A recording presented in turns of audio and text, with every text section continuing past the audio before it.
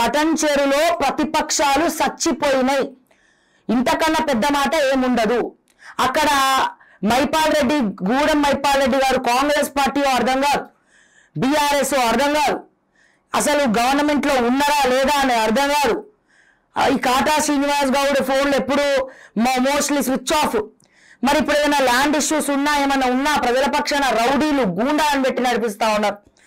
ఆంధ్రుల పెత్తనం ఎక్కడికెళ్ళో నడుస్తా ఉన్నారు. అక్కడ ఇంతగానం మొత్తుకుంటుంటే కాటసాని రాంభూపాల్ రెడ్డి గురించి, సిస్లా రమేష్ గురించి, సిస్లా లోహిత్ గురించి నేను అతి త్వరలో కేవలం వీళ్ళ గురించే చంద్రబాబు నాయుడు గారు అపాయింట్మెంట్ తీసుకుంటున్నాను. ఎందుకంటే రేవంత్ రెడ్డి గారిని కలవడం కన్నా చంద్రబాబు నాయుడిని కలవడం బెస్ట్ ఏమో అనిపిస్తుంది నాకు ఈ విషయంలో.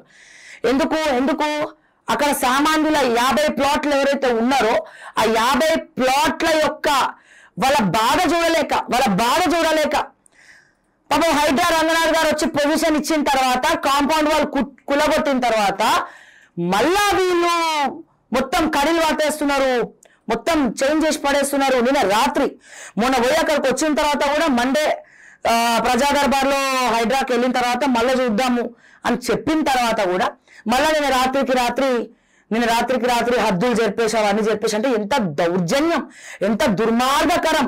మరి ఆయన తెలంగాణోడా అంటే తెలంగాణోడు కూడా కాదు, అక్కడెక్కడ రాయలసీమలో 6 సార్లు ఎమ్మెల్యే. కాటసాని రాంభూపాల్ రెడ్డి రాయలసీమ ఎమ్మెల్యే 15 మందిని వేసుకొచ్చి ఇక్కడ 15 మంది గూండాలను పెట్టుకొని మీకు పొద్దున ఒక మాట రాత్రి ఒక మాట మోసం చేసుకుంటా ఇట్లా వ్యవహరిస్తా ఉన్నారు. మరి ఇది సిఐ నరేష్ కి చెప్తేనేమో ఎవరైతే అమాయక ప్రజలు ఉన్నారో, ఎవరైతే బాధితులు ఉన్నారో వాళ్ళ పోయి ఎఫ్ఐఆర్ ఫైల్ చేయండి, మమ్మల్ని కాపాడండి, ఈ ల్యాండ్ మీదకి రండి అంటే అప్పుడు వాళ్ళకి సివిల్ డిస్ప్యూట్స్ లో మా పోలీసులం రామండి అని చెప్తారు.